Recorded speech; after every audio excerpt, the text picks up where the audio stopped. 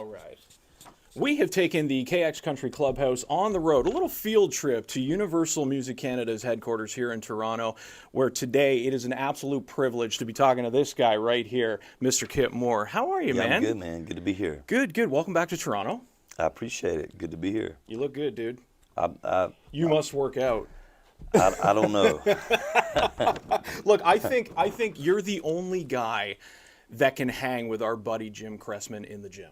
Oh yeah, I've worked out with Jim many times. He's a beast, that's for sure. He's an animal. He is. In the I gym. agree. Well, we're happy to have you back. What is it you look forward to the most coming back north of the border? It can't be the surfing, maybe the snowboarding, but what do you look forward to the most coming back north? Yeah, the Canadians.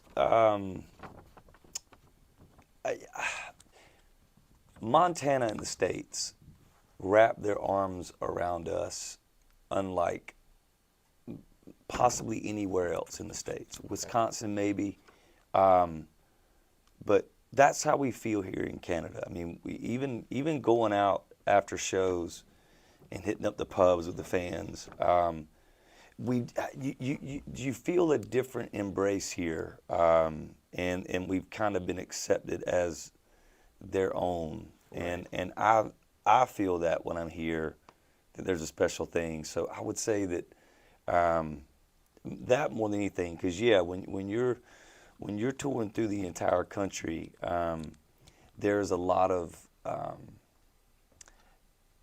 parts of this country where there's not a whole lot, man. You're just going through barren land forever. So it's definitely not the surf and the snowboarding that I'm looking forward to. It's the people more than anything. Let's get into this new record. Just came out a couple of weeks ago. Yep. Solitary Tracks. 23 songs on this bad boy. Now, Kip, when the popular thing to do these days is to release singles and maybe an EP, how important was it for you to give your fans a full-length record like this? Yeah, well, I mean, I think that's what the title track, Solitary Tracks, is all about anyway. It's about not really caring what the crowd is doing. Right.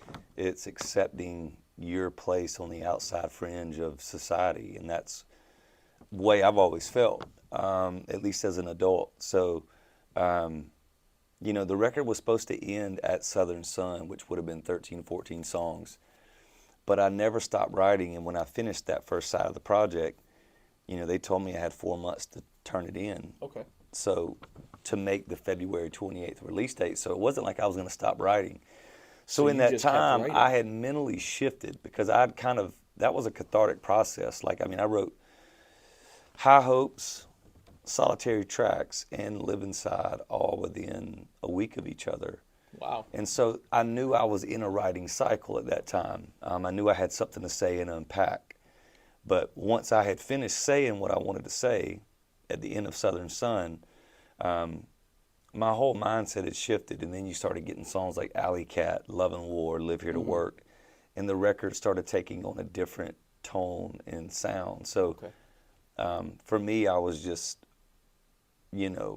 coming out of a record deal, and I was like, I'd like to just do something different at this point. And so that's when I made the call. I was like, could I just throw a whole nother side on this, because I'm doing something completely different than I was on the first side.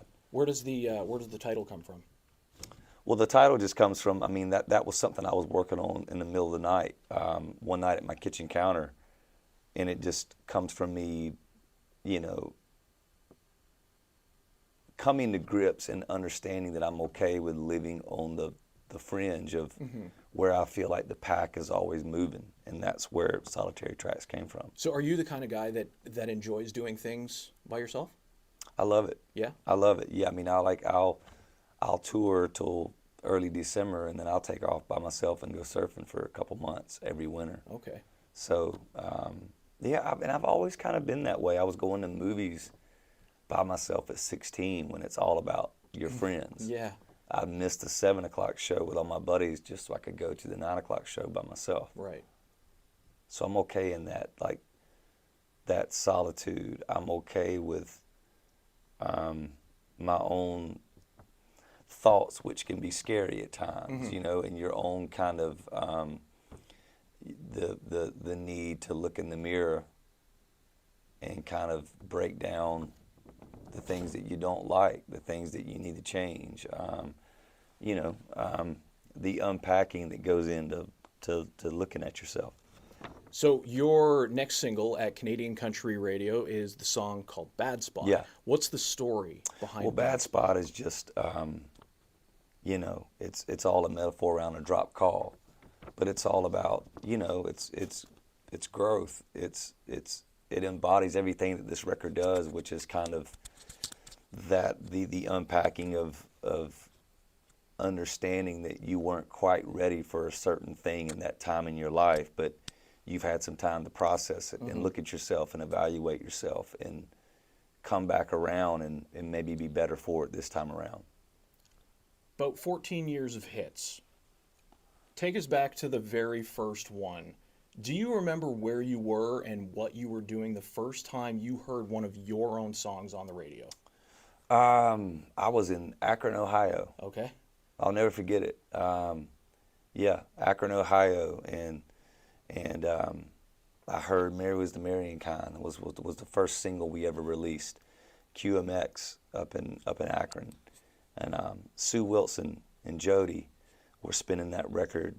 Back in 2012, they were spinning "Mary Was the Marrying Kind." And I remember being in a 12-passenger, 15-passenger van we were touring in, and we were riding through Akron, and I heard that. Cool. Such a neat experience. So now, knowing what you know now, what would Solitary Tracks Kip Moore say to this guy?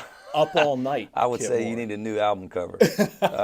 We need to think about this album cover. That's the first thing I'd say.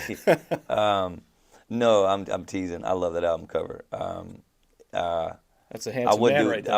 I would do it different, but it's like I like looking back at that and being like I can just remember all that in that time in my life. But I would tell that guy that it's about to get really, really crazy, and you're going to be upside down for the next 6 years of your life, and you're not going to know which way's up. Everything's going to feel different. You're not going to change, but everybody's going to change around you. Yeah. And don't take that personal. Don't take everything personal.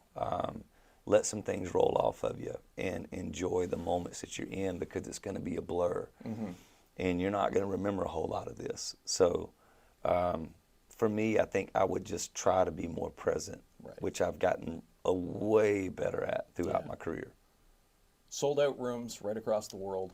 After a show, what do your notifications look like? Do you even see them? Oh, I don't look at socials much. I find myself looking at them when I'm international. Okay. Because I don't get to do shows internationally much. So those are kind of the only times I feel like I'm really reading to see, like, what's the pulse, what's the temperature in the room in these places, how are people feeling about these shows and this record, and but I don't spend a whole lot of time doing it. Even then, I don't. But yeah, it's bonkers after a show, and you might only get to see like 0.01% of what's coming through. Right. Yeah. Kip Moore, live in Toronto. It's great to have you back in the city, good to be my back, friend. buddy. Good Sold to be back. out Danforth Music Hall. Appreciate you joining us in the KX Country Clubhouse. You bet. Thanks, Always. Kip. Appreciate Always. it, man.